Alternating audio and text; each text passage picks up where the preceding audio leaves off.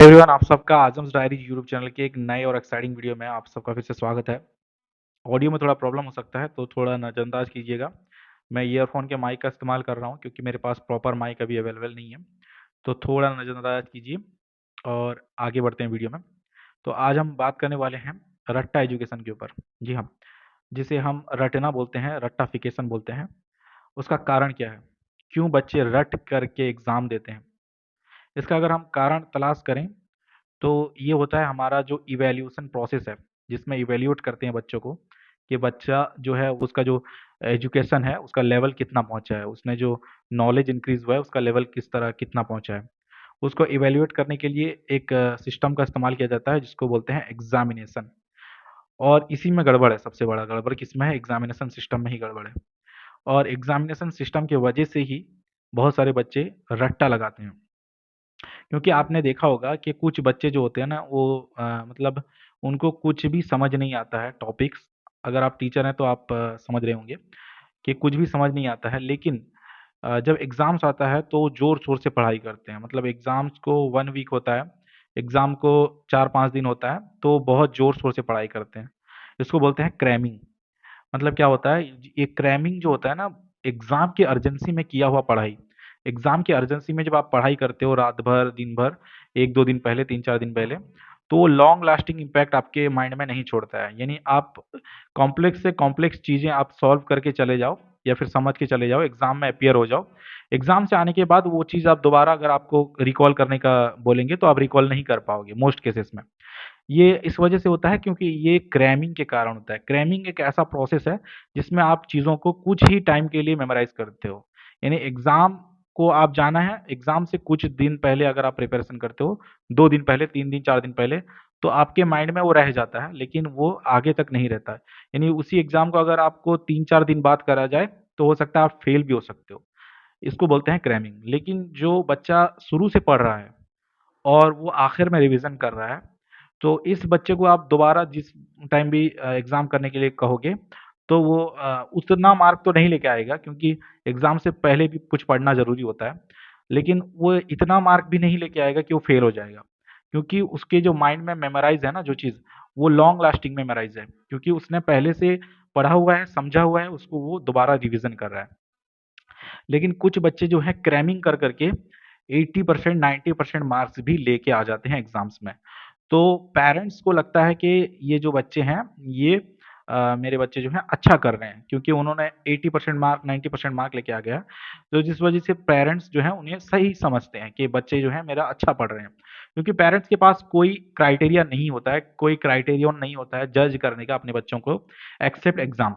जो एग्जाम होता है स्कूल में या फिर कहीं पर ट्यूशन वगैरह में, तो उसका जो रिजल्ट आता है उसी से बच्चों का इवैल्यूएट करते हैं मदर फादर। यानी पेरेंट्स जो है उनको बच्चों का इंटेलिजेंस अगर पता करना है वो खुद पता नहीं कर सकते अनलेस एंड अनटिल वो भी खुद एजुकेटेड हो, उतना टाइम देते हो। एजुकेटेड होना भी ज़रूरी है, उसके साथ साथ टाइम भी अगर दे रहे हों तब उनको पता लगेगा कि उनके बच्चे में क्या कमी है या फिर बच्चा कहाँ पर लैग कर रहा है। लेकिन जब सबसे सीधा साधा उपाय यही होता है कि आप उनके मार्कशीट्स को देख लो, उनके एग्जामिनेशन पेपर को देख लो, उसी से बच्चों का अंदाज़ा लगा लेते हैं पेरेंट्स, जो कि बहुत ही गलत तरीका होता है क्योंकि बच्चा 1-2 दिन पहले क्रैमिंग करके भी एग्ज़ाम्स में अच्छे मार्क्स ला सकता है। और पैटर्न को क्रैक करने का क्या मतलब होता है? एग्ज़ाम्स जो होते हैं आजकल सीबीएसई वगैरह में या फिर बहुत सारे प्राइवेट स्कूल्स में, उनके कुछ पैटर्न्स होते हैं, खास पैटर्न्स होते हैं। जैसे फॉर एग्ज़ाम्पल उसमें से 1 लॉन्ग क्वेश्चन आएगा, 2 लॉन्ग क्वेश्चन आएँगे 5 मार्कर्स और उसमें से 40 शॉर्ट क्वेश्चन्स आएँगे, फिल इन द ब्लैंक्स। तो बच्चे को जब पता चल गया है कि 40 फिल इन द ब्लैंक्स आएँगे और 2 लॉन्ग क्वेश्चन आएँगे, तो 40 के ऊपर फ़ोकस करेगा क्योंकि वो 40 मार्क्स है और 2 लॉन्ग क्वेश्चन जो आएँगे वो 10 मार्क है।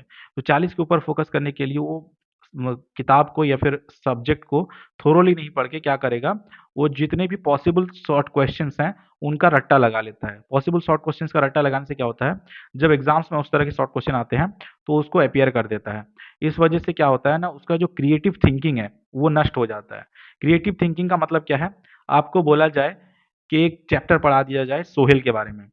सोहेल के बारे में चैप्टर पढ़ा देने के बाद आपसे पूछा जाए कि सोहेल की 5 खासियत बताइए, तो उसमें आपको क्रिएटिव राइटिंग करना पड़ेगा, आपको सोचना पड़ेगा कि क्या लिखना है, किस तरह से लिखना है। किस भाषा में लिखना है, किस लैंग्वेज में लिखना है। यहाँ पर आपको क्रिएटिव राइटिंग करना पड़ेगा। लेकिन जब आपको शॉर्ट क्वेश्चन दिया जाए कि सोहेल किस स्कूल में पढ़ता था, option A BM public school, option B KV school, option C DAV public school. तो इस तरह से अगर क्वेश्चन देगा तो उसमें क्या होता है ना, उसमें आपका ट्रिगर होता है मेमोराइजेशन, जो आपका मेमोरी सेव करा गया है रट रट के, उससे आपका ट्रिगर होता है। लेकिन जहां पर आपको कुछ क्रिएटिव लिखना बोला जाता है, वहां पर आपका क्रिएटिव राइटिंग का जो नॉलेज है वो पुश होता है, जिस वजह से आप क्रिएटिवली कोई चीज अपने मन से लिख सकते हो।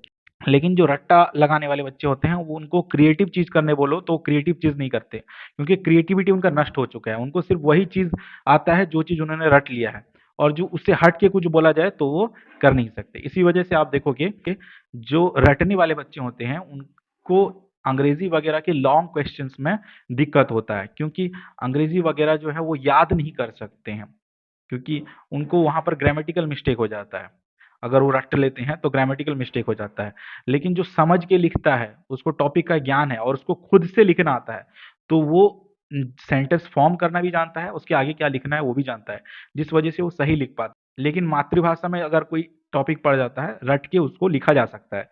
लेकिन अगर मातृभाषा से हट के अंग्रेजी में अगर कोई सवाल आ जाता है, लिटरेचर में अगर कोई सवाल आ जाता है, तो उसमें थोड़ा क्रिएटिव राइटिंग करना मुश्किल हो जाता है रटने वाले बच्चों के लिए।